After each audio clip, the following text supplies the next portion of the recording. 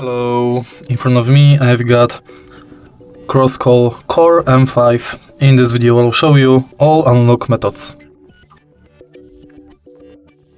In the beginning, let's go to Settings and now enter Security.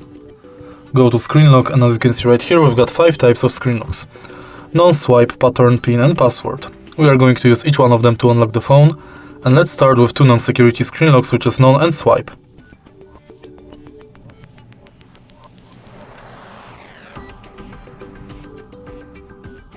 Now, let's select password, and to create it, enter at least 4 characters.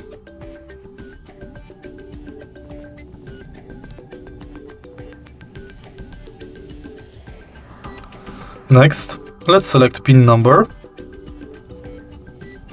and to create it, enter at least 4 digits.